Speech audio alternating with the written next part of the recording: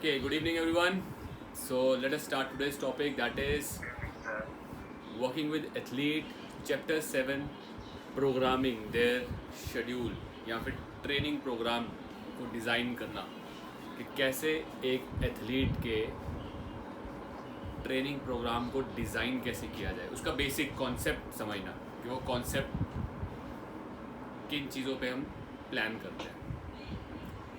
So guys, अभी तक जैसे हमने देखा कि एथलीट्स के साथ ना मोस्टली आपको किस लेवल पे काम करना पड़ता है। It is more of anaerobic level. अगर हम बात करें कार्डियो में तो it is more of towards anaerobic, और अगर स्ट्रेंथ की बात करें तो स्ट्रेंथ में भी पावर की तरफ, मतलब स्ट्रेंथ विद स्पीड और स्ट्रेंथ विद एंड्योरेंस। या तो एंड्योरेंस देर तक ज़्यादा ताकत लगानी है या फिर स्पीड से ताकत लगानी है। मतलब कहीं पे भी जो कंपोनेंट है ना, वो अकेला कंपोनेंट नहीं है। जैसे हम कहेंगे सिर्फ हाइपरट्रॉफी या ओनली एंड्योरेंस या ओनली स्ट्रेंथ, नहीं। आपके एथलीट्स के साथ हमेशा कॉम्बिनेशन ऑफ फिटनेस कंपोनेंट्स रहते हैं, सिर्फ एक कंपोनेंट पे काम नहीं होता। स्पीड जो है ना, speed is a combination of strength also. Muscle में स्ट्रेंथ होगी तो स्पीड से भागेगा। कार्डियो में बात करें 200 मीटर भागना है तो स्पीड के साथ साथ एंड्योरेंस, स्टेमिना, तो एनारोबिक कैपेसिटी है ना, एनारोबिक कैपेसिटी में काम करते हैं। तो इंटेंसिटी हमेशा एथलीट के साथ वर्कआउट की हमेशा हाई रहती है, हाई इंटेंसिटी में काम करते हैं। तो इन्हीं कॉन्सेप्ट्स को समझते हुए, जैसे हमने लास्ट टाइम अपने शेड्यूल्स प्लान किए थे स्ट्रेंथ, हाइपरट्रॉफी और एंड्योरेंस के। हमें पता है स्ट्रेंथ करना है तो स्ट्रेंथ में हमें मैक्सिमम वेट लेके कम रेपिटेशंस निकालने हैं, रेस्ट ज़्यादा लेना है। तो हम स्ट्रेंथ पे काम कर रहे हैं, अपने मसल के पर्टिकुलर एक फिटनेस कंपोनेंट पे काम कर रहे हैं। यहाँ पर अगर हमें पावर में काम करना है, स्ट्रेंथ एंड स्पीड, स्ट्रेंथ के साथ स्पीड या एक्सप्लोसिव पावर्स, वो एक्सरसाइज क्या होती है। जैसे फॉर एग्जांपल आपने वेटेड स्क्वाट कर रहे हैं तो वेटेड स्क्वाट के साथ जंप करना is a explosive power exercise. There are many power exercise, vertical jump, high jumps, that again take lot of power to go up. इस तरह के जितने भी एक्सरसाइजेज हैं विच इंक्लूड्स 2 या 3 कंपोनेंट ऑफ फिटनेस, वो हमें ज़्यादा यूज़ करनी होती है एथलीट्स के साथ। ठीक है, तो let us study about training program design, कि कैसे हम किसी का डिज़ाइन करते हैं प्रोग्राम, किन कॉन्सेप्ट्स के ऊपर रह के डिज़ाइन करते हैं। तो guys, page number 88, if you can C page number 88 पे एक टेबल है एंड बहुत अच्छे से आपको ये टेबल एक्सप्लेन किया गया है। इस टेबल को अगर ध्यान से देखेंगे, सबसे पहले इंटेंसिटी जोन, उसको ये नंबर है 1 2 3 4 के अलग अलग 6 तरह के जोन बता रखे हैं उन्होंने कि 6 तरह की इंटेंसिटी, अलग अलग टाइप की इंटेंसिटी यूज़ होती है। And this is for cardio training में। ठीक है, तो कार्डियोवैस्कुलर ट्रेनिंग की डिज़ाइन में 6 तरह की इंटेंसिटी होती है। सबसे पहली, let us go one by one. So पहले नंबर पे जो इंटेंसिटी है उसमें क्या बताया गया है कि ये ऐसा इवेंट है जो 6 सेकंड के आसपास का इवेंट होता है। एनी एग्जांपल, 6 सेकंड का इवेंट कौन सा होता है? आपका माइक म्यूट है।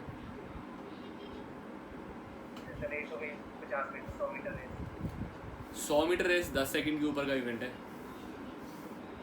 100 मीटर की रेस 10 सेकंड, जो फास्टेस्ट है हुसैन बोल्ट, मतलब ऑलमोस्ट अगर इंटरनेशनल लेवल में बात करें तो 10 सेकंड का इवेंट है 100 मीटर। 50 मीटर का कोई इवेंट ही नहीं है इंटरनेशनली। तो 6 सेकंड का इवेंट कौन सा है, कौन सा स्पोर्ट है? यस,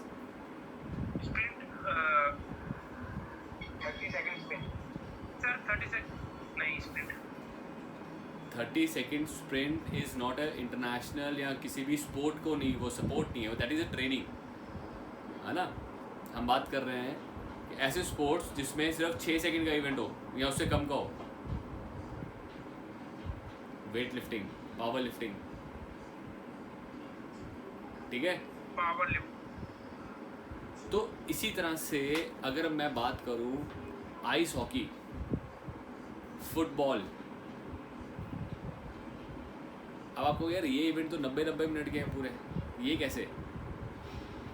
बास्केटबॉल, अब जैसे ही आपके पास बॉल आती है, बॉल आने के विद इन 3 4 5 सेकेंड्स में प्लेयर्स को ट्रेन किया जा रहा है कि आप नेक्स्ट पास कर दो विद इन सेकेंड्स, 3-4 सेकेंड्स में नेक्स्ट पास करना है। वो 3 to 4 सेकेंड्स में ड्रिबल करके पास कर रहे हैं आज की डेट में। आपका भी देखना फुटबॉल आज की डेट में कोई अपने पास बॉल रखता ही नहीं है ज़्यादा देर तक, सेकेंड्स में पास हो रहा है। तो ये क्या कर दिया गया है कि आपकी स्पीड को इस तरह से जनरेट करना है। फॉर एग्जांपल आपको एकदम बॉल लेके भागना है आगे खाली जगह, आप 2-3 सेकंड 4 सेकंड के लिए बहुत तेज़ भागे, 6 सेकंड के लिए वही 30 मीटर स्प्रिंट बहुत तेज़ मारा एंड पास द बॉल, फिर दूसरा 30 मीटर स्प्रिंट मार रहा है, पास द बॉल। अब अगर मुझे पता है यार 30 मीटर में मैं फास्टेस्ट भाग सकता हूँ, तो लोग क्या कर रहे हैं कि यार 30 मीटर की बॉल लेके जाओ, पास करो, 30 मीटर बॉल लेके जाओ, दूसरे को पास करोगे, दूसरा तेज़ भागेगा। 30 मीटर के बाद आपकी स्पीड कम होनी शुरू हो जाएगी तो दूसरा तेज़ भागेगा। तो इन टैक्टिक्स को यूज़ किया जाता है because we are talking about cardiovascular, we are not talking about strength. तो इसलिए मैं वो एग्जाम्पल इसमें एप्लीकेबल नहीं होगा कि हम वेट लिफ्टिंग की बात करें, because we are talking about cardiovascular trainings.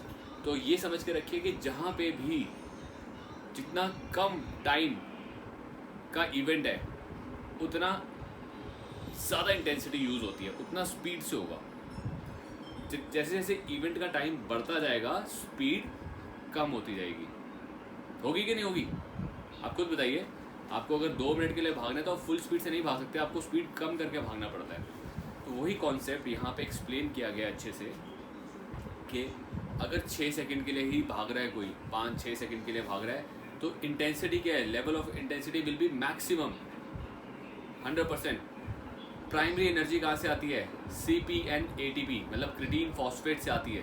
Creatine phosphate ज़्यादा एनर्जी देता है। एनारोबिक और एरोबिक में से क्या ज़्यादा है, तो यहाँ पे 100% एनारोबिक, 95% से 100% एनारोबिक कैपेसिटी चलती है और एरोबिक 5% है सिर्फ। ठीक है, जस्ट टू कंपेयर कि सिर्फ 5% एरोबिक है, बाकी 100% 95% एनारोबिक चल रहा है। सेकंड पे आते हैं, सेकंड इवेंट कह रहा है 6 सेकंड से 30 सेकंड तक के इवेंट में क्या होगा। In that event intensity is high, maximum से थोड़ा नीचे, हाई मैक्सिमम से थोड़ा नीचे रखा जाएगा इंटेंसिटी। एनर्जी कहाँ से आ रही है आपको, प्राइम एनर्जी कहाँ से मिल रही है, ATP और CP, क्रिटीन से भी और ATP से भी। पहले क्रिटीन दे देता है, क्रिटीन फिनिश होने के बाद ATP आते हैं, फटाफट एनर्जी देते हैं, ATP दे रहे हैं, तो क्रिटीन से ATP में आता है। एनारोबिक कितने % एनारोबिक है, 95 to 80%, 95 से 80 से 85 95% एनारोबिक कैपेसिटी यूज़ हो रही है और 5 से 10-20% आपकी एरोबिक कैपेसिटी यूज़ करता है एथलीट। ठीक है, आप समझ, इसको कॉन्सेप्ट को समझने की कोशिश करेंगे कि जैसे जैसे हम लोग ड्यूरेशन बढ़ा रहे हैं, टाइम बढ़ा रहे हैं, वैसे वैसे जो इंटेंसिटी है वो मैक्सिमम से हाई से हाई और मॉडरेट के बीच में आएगी, फिर और इंटेंसिटी कम होती जाएगी, टाइम बढ़ता जाएगा। तो जैसे जैसे टाइम बढ़ता है एनर्जी CP से ATP आ गई, ATP से ग्लाइकोजन से ऑक्सीडेशन मतलब होता है जो फैट से आना शुरू होता है। जैसे जैसे इवेंट लंबा होता जाएगा फैट में से ज़्यादा एनर्जी आती है, एनर्जी ज़्यादा बनाता है फैट। तो यही प्रोसेस यहाँ पे एक्सप्लेन किया गया है, जहाँ पे आपको 30 सेकंड से 2 मिनट तक का ड्यूरेशन, लंबा 2 मिनट की ड्यूरेशन में आपको वर्कआउट करना है, एक्सरसाइज करनी है। तो इंटेंसिटी मॉडरेट एंड हाई के बीच में होती है। प्राइम एनर्जी सिस्टम्स क्या हैं, फास्ट एंड स्लो ग्लाइकोसिस, फास्ट मतलब ATPs, स्लो मतलब फैट से भी आता है।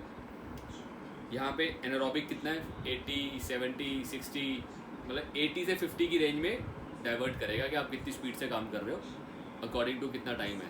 30 सेकंड का टाइम है, अगर यहाँ पे जैसे 30 सेकंड तक काम करोगे तो 80% पे काम करोगे। 2 मिनट की तरफ जैसे जैसे आप 2 मिनट लंबा काम करोगे तो धीरे धीरे 50% की तरफ आ जाओगे, एनारोबिक है एरोबिक।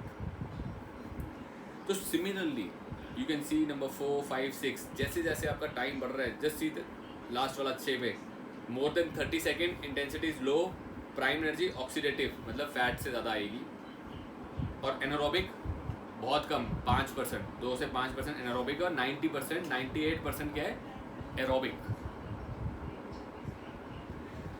इस टेबल को ही अगर आप ढंग से पढ़ के समझ लोगे, इवन अगर आपने इस लेवल पे एक्सरसाइज नहीं की, बट इन चीज़ों को आप साइंटिफिकली चीज़ों को समझ गए, उसका कॉन्सेप्ट समझ गए, तो आप ट्रेन करवा सकते हो, लोगों को ट्रेन कर सकते हो। ठीक है, अब आपको देखना है कि आपका क्लाइंट, आपका एथलीट इन 6 के 6 लेवल में से किस लेवल में ज़्यादा एप्लीकेबल होता है। मैं बात करूँ फुटबॉलर की, just let's take an example. Footballer किस लेवल में आएगा इसमें? फुटबॉलर को छोटे स्प्रिंट भी मारने हैं, लंबा स्प्रिंट भी मारना है और कॉन्टीन्यूसली भागना भी है 90 सेकंड तक, 90 मिनट तक। किस में आएगा? नहीं, सिर्फ पहले में नहीं आएगा, there will be combinations. 90 minute की ट्रेनिंग भी तो करानी है उसको। दूसरे तीसरे नंबर पे आएगा सर। गुड। सो कहीं ना कहीं हम उसको करना है ना, उसको लंबा भी खींचेंगे। हम उसको बहुत ज़्यादा स्प्रिंटिंग नहीं कराएंगे क्योंकि 90 मिनट्स की गेम है। 90 मिनट्स की गेम वाले को 3 नंबर पे, वेरी गुड, 3 नंबर तो डेफिनेटली रहेगा कि स्पीड में काम करना है, स्पीड में। और 3 नंबर के साथ और किस में रहना चाहिए उसको? 2 में भी रहेगा, वेरी गुड, क्योंकि उसको शॉर्ट स्प्रिंट भी मारने होते हैं। 50 मीटर के, 60 मीटर के शॉर्ट स्प्रिंटर भी होते हैं, तो डेफिनेटली इसमें रहेगा। 100 मीटर वाला, 100 मीटर स्प्रिंटर, जो 100 मीटर स्प्रिंटर होते हैं, वो किस में रहेंगे? फर्स्ट और सेकंड में, सेकंड थर्ड में भी रहेंगे सर। फर्स्ट एंड सेकंड में, क्योंकि फर्स्ट के अंदर ना उनको एक्चुअली 30 मीटर के स्प्रिंट मरवाए जाते हैं, 30 to 40 मीटर्स के स्पीड अप, और फिर उसको स्पीड को कंटिन्यू रखने के लिए आगे के स्प्रिंट होते हैं। तो फर्स्ट, सेकंड, थर्ड तीनों में आ जाते हैं वो कहीं ना कहीं, क्योंकि उसको स्टेमिना भी चाहिए, स्टेमिना के लिए थर्ड में भी आएगा। ठीक है, तो there will be a combination of exercises use की जाएंगी। बैडमिंटन प्लेयर को अगर आपने गेम्स देखी हो तो बैडमिंटन 1-1 घंटा भी गेम चल जाती है, अच्छी खासी अगर रैली चले तो जितनी लंबी रैली चलती है ना गेम, उतनी स्लो हो जाती है। मैं ऐसे प्लेयर को जानता हूँ 2-2 ढाई घंटे की गेम चलती है और हम लोग गेम देख के ना बोर हो जाते थे, यार क्या कर रहा है, रैली पे रैली उठा के दिए जा रहा है वापस। इंडियन प्लेयर अभिनशाम गुप्ता, अगर आपको कभी कोई इसकी यूट्यूब पे वीडियो मिल जाए, मैच मिल जाए, कभी मैच देखना। मैं उस गेम में वहाँ पे लाइव देख रहा था, आज से काफ़ी साल पहले की बात बता रहा हूँ। आई वॉज इन स्कूल, तो इसका इंदिरा गांधी स्टेडियम, आई स्टेडियम में ना टूर्नामेंट चल रहा था। दिस गाय अभिनशाम गुप्ता यूपी से है कि बिहार से है, ही इज़ फ्रॉम बिहार। इसको ना अटैक करना नहीं आता, स्मैशिंग करना, फास्ट मूवमेंट नहीं आती थी, कोई सिखाने वाला नहीं था। तो इसने अपनी गेम में क्या डेवलप किया कि मैं वापस करता हूँ, सारी शटल उठा के वापस गिरने नहीं देनी, अपने कोर्ट में शटल नहीं गिरने देनी। तो किसी ने अगर उसको तेज स्मैश मारी, उठा के ऊंचा उठा के वापस, और फिर रेडी हो जाता था। किसी ने पीछे दिया, वहाँ से ऊंचा मार दिया, पीछे और ऊंचा खिलाता रहता था और रेडी होता था। ये बंदे ने जापान के एक प्लेयर के साथ जब मैच हुआ, जापानी दे आर वेरी फास्ट, जितने भी आपके एशियन कंट्रीज़ के जो प्लेयर हैं they are very fast, Indonesia, Japan, Malaysia, ये बहुत फास्ट गेम खेलते हैं। अब वो एकदम फास्ट प्लेयर, ये बिल्कुल स्लो प्लेयर। हम देखते हैं भाई क्या होता है, क्योंकि तब तक हमारे माइंड में होता था कैसी गेम डेवलप करें, डिफेंसिव अच्छी रहेगी या अटैकिंग अच्छी रहेगी। जापान वाला स्मैश मार रहा है, ये उठा के वापस 1.5 घंटा गेम चली। जापान वाले को लिटरली स्ट्रेचर पे लेके गए। क्यों? वो फास्ट खेल रहा है, भाग रहा है, ये स्लो खेल देता था। अब उसको आदत नहीं थी लंबी रैली की, उसको आदत थी मार के फिनिश करना छोटी रैलीज की। इतनी लंबी गेम हो गई कि जब लास्ट में ना उसकी मारने की हालत नहीं रही, तो वो भी टॉस ऊंचा खेल रहे दोनों, करते करते वो बिल्कुल एग्जॉस्ट हो गया। इतना एग्जॉस्ट हो गया कि क्रैम्पिंग आने लग गया, इतना कुछ हो गया, मतलब उसके हाथ खड़े कर दिए, ऐसा गेम हो गया था। तो कहने का मतलब ये है, कहीं ना कहीं प्लेयर के ऊपर डिपेंड करता है। मेरी गेम फास्ट है, मैं फास्ट खेलता हूँ, मेरे को लंबी रैलीज पसंद नहीं है, ठीक है, तो मेरे को अटैकिंग खेलना है, मैं अपनी स्पीड पे ज़्यादा काम करता हूँ, स्पीड डेवलप करता हूँ। वहीं एक प्लेयर है जहाँ पे उसको रैलीज पसंद है। अब सेम स्पोर्ट है, मैं स्पीड पे काम कर रहा हूँ, वो अपना एंड्योरेंस पे काम कर रहा है। तो nature of the person also depends, nature of your client also depends कि वो किस तरह की गेम डेवलप करना चाहता है, उसके अकॉर्डिंग उसको वैसी ट्रेनिंग कराई जाए। समझ रहे हैं? तो ये सारे चीज़ें बहुत मैटर करती है एनालाइज करने के लिए। हमें डिप्लोमा में ना प्रॉपर एक क्लासेस होती थी कि वीडियोस दिखा के एनालाइज द वीडियो, उसके बाद उसमें क्वेश्चन आंसर्स होते थे कि आपने क्या एनालाइज किया, कहाँ पे क्या गलती हो रही है। वो एनालाइजेशन एज अ कोच बहुत इंपॉर्टेंट होती है, एज अ प्लेयर हमारे में नहीं आ पाती। एज अ प्लेयर जब तक हम खेलते थे ना, हम अटैक करना है, मारना है, दूसरा थॉट प्रोसेस होता है। बट एज अ कोच आपका थॉट प्रोसेस डिफरेंट होना चाहिए। That is more of analysation, किन चीज़ों की ज़रूरत है, कहाँ पे दिक्कत है, इसने क्या किया, ये चीज़ बढ़िया की, उसको कैसे इसमें डालें, ये सारे काम इंपॉर्टेंट हो जाते हैं। तो हमें हर एक ट्रेनिंग मेथड पता होना चाहिए, हर एक ट्रेनिंग टाइप पता होनी चाहिए, और फिर उसको किस तरह से कैसे किसी को करवाना है, वो आपका काम है। ठीक है जी, ये था आपका कार्डियोवेस्कुलर। कार्डियोवेस्कुलर में 6 इंटेंसिटीज़ हैं, डिफरेंट 6 इंटेंसिटीज़ में हम लोग काम करते हैं। अब बात करता हूँ वेट ट्रेनिंग की, designing of weight training program. ये सारे प्रोग्राम हमने पहले डिस्कस किए हुए हैं FTPT में। यहाँ पे आपको बस कॉन्सेप्ट को अच्छे से समझना है। तो यार वेट ट्रेनिंग कराने से पहले सबसे पहले हमें क्या करना है, स्टेप 1 कह रहा है कंपाइलिंग द इन्फॉर्मेशन। क्या कंपाइल करनी है इन्फॉर्मेशन, कौन सी ट्रेनिंग, कौन सा स्ट्रेंथ, हाइपरट्रॉफी, स्ट्रेंथ, पावर, क्या करवाऊँ उसको वेट ट्रेनिंग में। ठीक है, वो इन्फॉर्मेशन ज़रूरी है कि एथलीट को किस तरह की ट्रेनिंग चाहिए, स्ट्रेंथ ट्रेनिंग में किस तरह की ट्रेनिंग चाहिए, उसकी इन्फॉर्मेशन कंपाइल करनी पड़ेगी, इकट्ठी करनी पड़ेगी। सेकंड, एक्सरसाइज सिलेक्शन, कौन सी एक्सरसाइज करवानी है। फॉर एग्जांपल के compound exercise, isolation, hypertrophy, strength, फिर kicking, jumping, rowing, swimming, there are different type of exercises involve. कौन सी एक्सरसाइज इसको ज़्यादा करानी है। अब फॉर एग्जाम्पल क्रिकेटर है, क्रिकेटर को थ्रो बड़ी अच्छी करनी चाहिए। थ्रो अच्छी करने के लिए शोल्डर में जान होनी चाहिए। तो शोल्डर के लिए ना उनको एक ये होते हैं केबल से, केबल पीछे से केबल पकड़ के यहाँ से केबल से ये एक्शन, केबल से साइड एक्शन। तो ये सारे एक्शन करने से क्या हो रहा है, शोल्डर में स्ट्रेंथ ज़्यादा बढ़ रही है। तो उस तरह के मिलते जुलते एक्शंस को हमें करना है।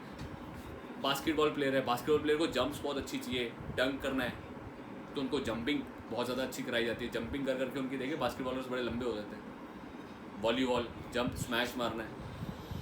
तो पर्टिकुलरली उस तरह की गेम का सिलेक्शन, उस तरह की एक्सरसाइज का सिलेक्शन बड़ा इम्पोर्टेंट होता है।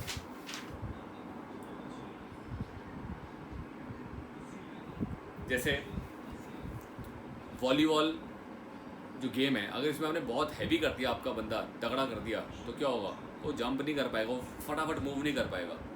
तो आपको उसको लीन भी रखना है और स्ट्रेंथ भी देनी है कि जंपिंग अच्छी करे, स्मैश अच्छी मारे, है ना।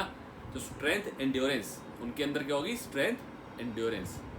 तो स्ट्रेंथ एंड्योरेंस वाले कभी भी बहुत तगड़े नहीं होते, लीन रहते हुए उनमें अच्छा स्ट्रेंथ रहता है। फिर कौन कौन सी एक्सरसाइज, ये सारी डिपेंड करेंगी आपकी इन्फॉर्मेशन जो आप कंपाइल करोगे। जैसे किसी गेम में स्क्वाट्स बहुत ज़रूरी है, किसी गेम में डेड लिफ्ट्स हैं, चिन अप्स हैं, बेंच प्रेस हैं। वो different type of exercise depends upon different type of games. कौन सी गेम्स में कौन सी एक्सरसाइज ज़्यादा होती है। जैसे बैडमिंटन में चेस्ट की एक्सरसाइज नहीं कराते, बैडमिंटन में हमें कभी भी चेस्ट नहीं करवाते थे। क्यों, चेस्ट डेवलप होने से ना ये मूवमेंट ब्लॉक हो जाती है, और badminton is all about your shoulder movement. ठीक है, हाथों की मूवमेंट के ऊपर है। तो बैडमिंटन, लॉन टेनिस, ज़्यादातर रैकेट गेम्स के अंदर बहुत ज़्यादा चेस्ट को डेवलप नहीं करते। तो इसलिए हम लोग को ये एक्सरसाइज कराई जाती थी, पुशअप्स। कभी भी वाइड पुशअप्स नहीं कराए, कभी वो नहीं कराया, बेंच प्रेस, ये वाले पुशअप्स। ये पुशअप्स के साथ lower chest, shoulder, tricep, bicep, इन सब पे आता है, सिर्फ चेस्ट पे नहीं आता। तो हर एक स्पोर्ट में कुछ चीज़ों को आपको ध्यान रखना पड़ेगा, पूछना पड़ेगा कोच से कि कौन से मसल्स में ज़्यादा अच्छे डेवलप करूँ, कौन से कम करने हैं, उनके अकॉर्डिंग फिर काम करते हैं। सो गाइज, इस तरह से आप अपनी ट्रेनिंग्स को भी डिस्ट्रीब्यूट कर सकते हैं। डिस्ट्रीब्यूट कैसे करते हैं, पेज नंबर 91 में लिखा है। जैसे day 1 total body, day 1 full body workout करा रहे हो उसको। डे 2 में क्या करा रहे हो, वेट ट्रेनिंग में अपर बॉडी लोअर बॉडी में स्प्लिट कर दिया जी। आज एक दिन upper body lower body. There are different types of trainings के, आप इन चीज़ों को फॉलो करके भी करा सकते हो। फिर 2 स्प्लिट में एक और होता है पुल एक्सरसाइज, पुश एक्सरसाइज। एक दिन पुल वाली कराई, एक दिन पुश वाली कराई, अकॉर्डिंग टू द गेम। ये जो एग्जांपल दिए है ना, ये दिए कि आपको इनमें से कभी भी कोई चीज़ें चूज़ करनी पड़ सकती हैं according to the game, according to the athlete. आप इनमें से डिफरेंट मेथड्स चूज़ कर सकते हो। 3-वे स्प्लिट, 3-वे स्प्लिट में क्या है, चेस्ट और बैक का कॉम्बिनेशन हो गया, एक दिन लेग हो गई और एक दिन आर्म्स एंड शोल्डर्स हो गए। ठीक है, तो इट ऑल डिपेंड्स आपके ऊपर एज ए ट्रेनर, आप क्या कॉम्बिनेशन किस तरह से कराना चाहते हो, वो आप करवा सकते हो। अब जो मेन इंपॉर्टेंट चीज़ है वो क्या है, वेट ट्रेनिंग सेशंस, जैसे जैसे आप देखो पेज नंबर 91 पे नीचे दिया है जर्नल प्रिपरेशन। जर्नल प्रिपरेशन क्या होते हैं? लंबे सेशंस, ट्रेनिंग के सेशन ज़्यादा होते हैं, 4 to 6 सेशंस पर वीक। एक हफ्ते में 4 से 6 ट्रेनिंग सेशन हो सकते हैं, मतलब 6 मतलब डेली कर रहा है वेट ट्रेनिंग एक तरह से। एक दिन रेस्ट होता है, बाकी दिन डेली वेट ट्रेनिंग कर रहा है। स्पेसिफिक में आती है 3 to 4 डेज पर वीक। कर तो हर हफ्ते ट्रेनिंग कर रहा है, लेकिन अब थोड़ा कम कर दिया, 3 to 4 weeks. Pre competition 2 to 4 और कम कर दिया गया, थोड़ा ट्रेनिंग सेशन और कम कर दिया है। कॉम्पिटिशन में और कम कर दिया, 1 या 2 बार ही करेगा हफ्ते में वेट ट्रेनिंग, ठीक है। तो जैसे जैसे हम कंपटीशन की तरफ, कंपटीशन से जब दूर होते हैं तो ट्रेनिंग का वॉल्यूम ज़्यादा होता है, ज़्यादा वॉल्यूम होता है। कंपटीशन के पास जाते जाते वॉल्यूम कम होती है, इंटेंसिटी ज़्यादा हो जाता है। और जैसे कंपटीशन होते हैं तो ठीक ठाक इंटेंसिटी पे ट्रेनिंग करते हैं, थोड़ी ट्रेनिंग करते हैं, और मेन हमारा जो एनर्जी कहाँ डालना है? कंपटीशन खेलते हुए डालना है।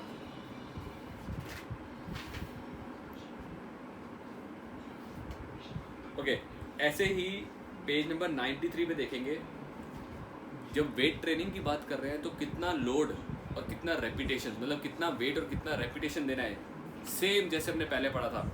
अगर आप किसी को स्ट्रेंथ में कराते हो, ठीक है ना, अगर आपको स्ट्रेंथ ज़्यादा इंप्रूव करनी है तो कह रहा है 85% से ज़्यादा देना है वेट। 85% किसका? उसकी बॉडी की लिमिट के मैक्सिमम का। जो फॉर एग्जांपल अगर मैं डंबल मैक्सिमम 20 kg से कर पाता हूँ तो 85% 17.5 के आसपास वेट रख के ट्रेनिंग करनी है, ठीक है। 85 और 100 ऊपर, मतलब 85 से above, high intensity is high. Target repetition कितने हैं? 6 या 6 से कम, ठीक है। सेट 2 से 6। पावर और हाइपरट्रॉफी कहीं ना कहीं मिलते जुलते हैं। पावर और हाइपरट्रॉफी दोनों के अंदर 85% तक। तो कहाँ से कहाँ तक?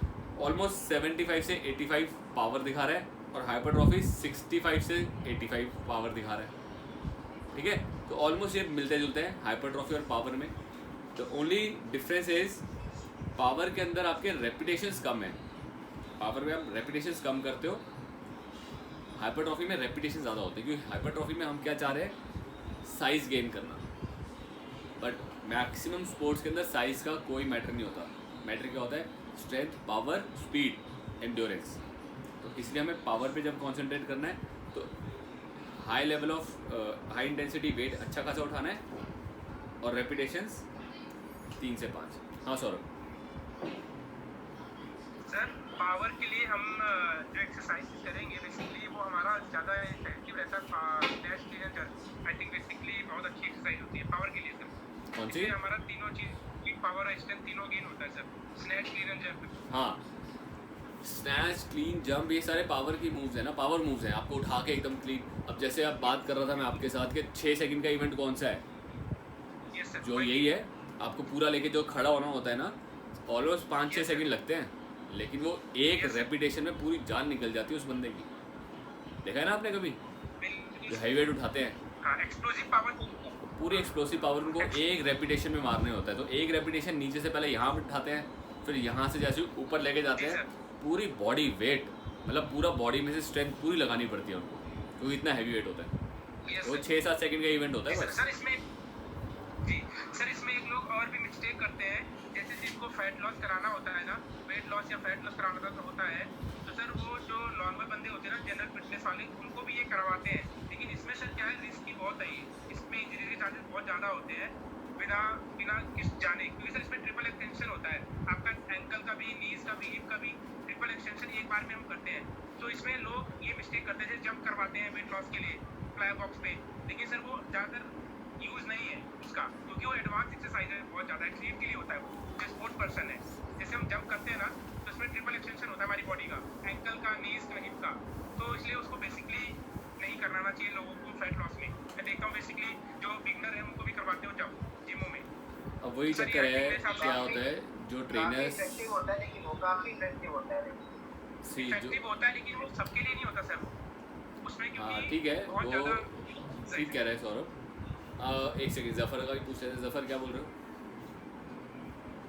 सर बिगिनर के लिए स्टेपर होता है, जो बेसिक लेवल का हो गया, और एडवांस होता है, तभी ट्रेनर उसको एडवांस कर देता है।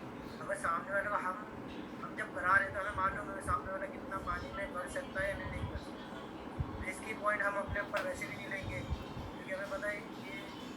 होगी ऐसी जिसमें इंजरी के चांसेस बढ़ जाएंगे। तो हमें जब पता है हम तभी दे दें ना सामने लोगों से, रिस्क फैक्टर है ही। सी हाँ, अब ये चीज़ क्या होता है, क्लीन, जर्क, स्नैच, ये सबसे पहले तो टेक्निक है सीखने के लिए। ये टेक्निक होती है Yes, sir. सीखने की, ठीक है। मैं आपके साथ वीडियो शेयर करूँगा, हम लोग की फंक्शनल ट्रेनिंग में ये टेक्निक सिखाई जाती है कि एक्चुअली जब आपको यहाँ से ऊपर लेके जाना है ना, तो आपके शोल्डर्स को कैसे अप रखना है, शोल्डर्स की पोजीशन क्या होनी चाहिए, ठीक है, हाथों की पोजीशन क्या होनी चाहिए, और किस तरह से आपको अपना जंप लेना है, जर्क लेना है, ये पूरी टेक्निक है। ये टेक्निक जब आपको करेक्ट तरीके से आएगी सिखानी, तब आप, क्योंकि चाहे बिगनर हो, बिगनर को भी आप खाली रॉड से करा सकते हो ना, उसको वेट नहीं देना, मेन तो वेट नहीं देना। तो मेरा कंसर्न क्या है कि करवाने को आप बिगनर, इंटरमीडिएट, किसी को भी करा सकते हो, बट टेक्निक आपको पता होनी चाहिए, सिखानी चाहिए, ठीक है। तो इसकी टेक्निक सीखने के लिए ना देयर आर 9 फंडामेंटल मूवमेंट्स पहले सीखनी पड़ती है।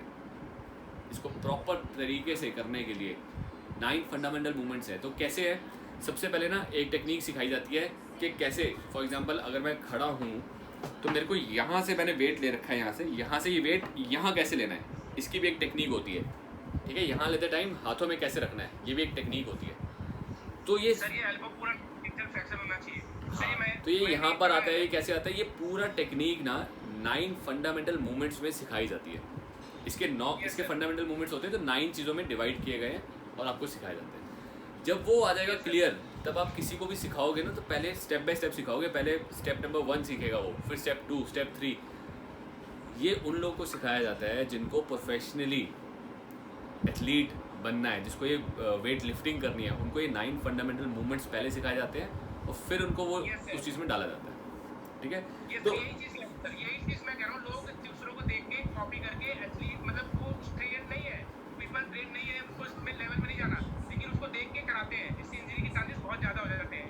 उनको बेसिक नहीं पता कि इसमें कितने सारे मूवमेंट्स, एक्सक्लूसिव पावर, सब कुछ है। यही चीज क्लियर कर रहा हूँ सर, और कोई कुछ नहीं।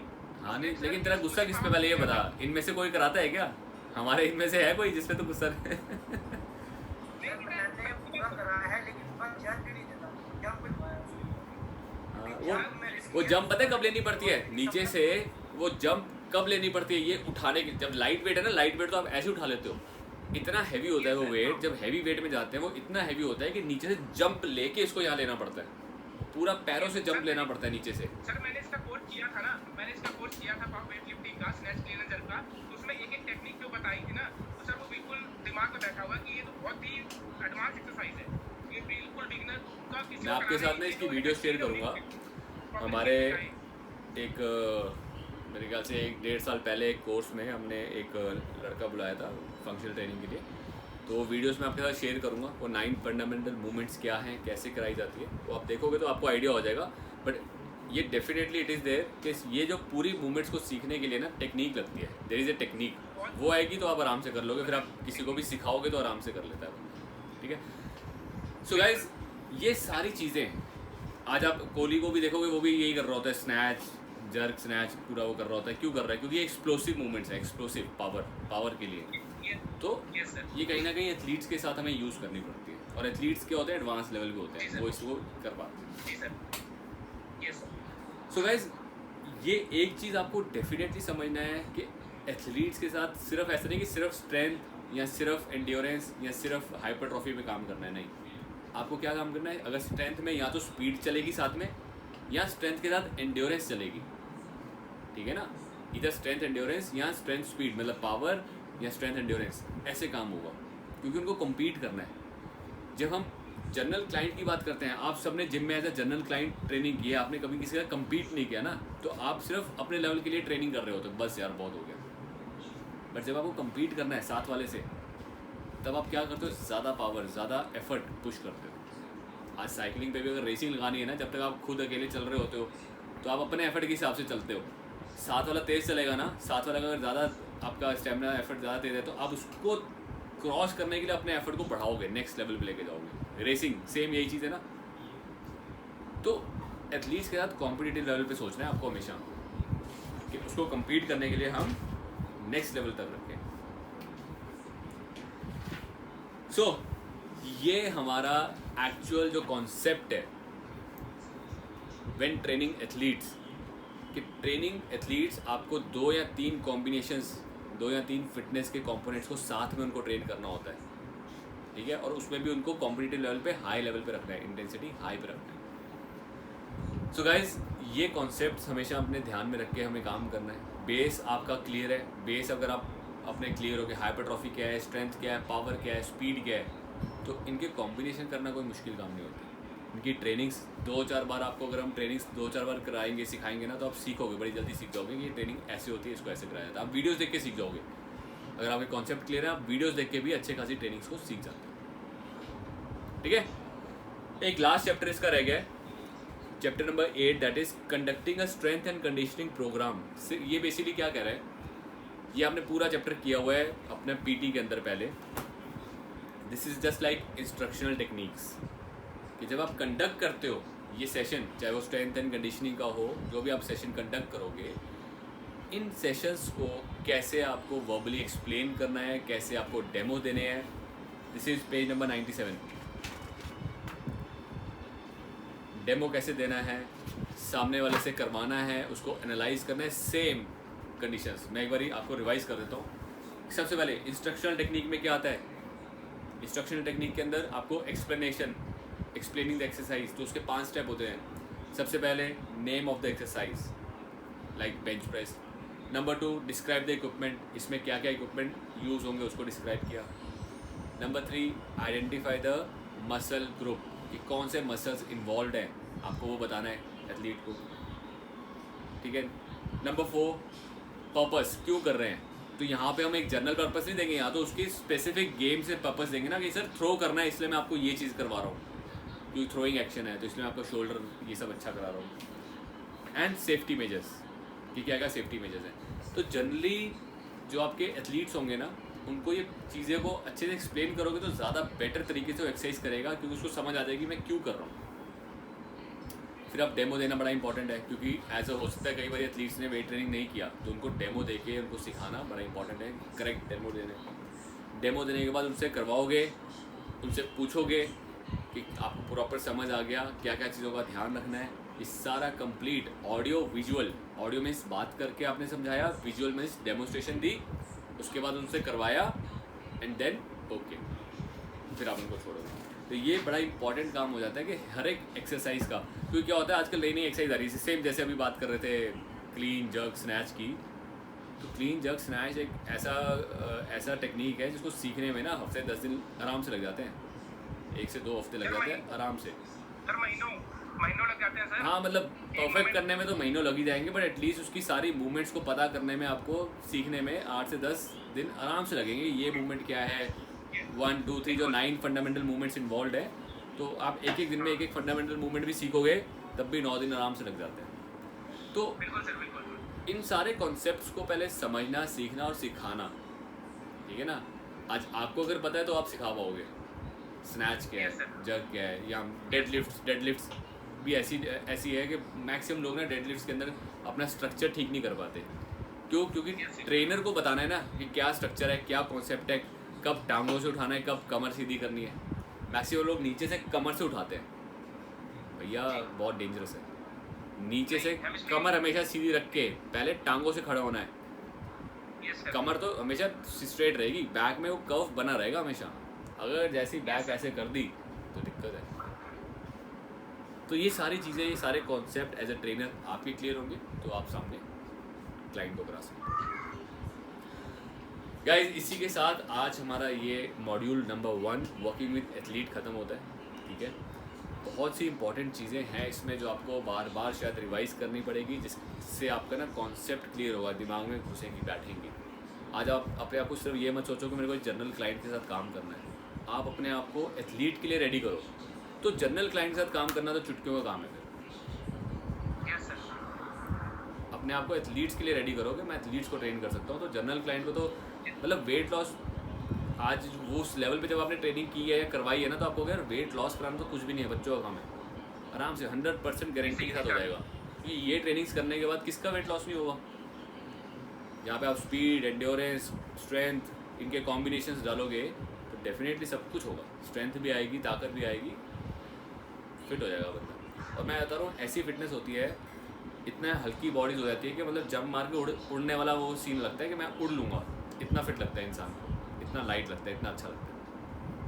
तो वही चाहिए हम लोग को। नहीं भागो तो ऐसे भागो कि साला कोई हाथ ना लगा पाए, हवा से जुप निकल गए।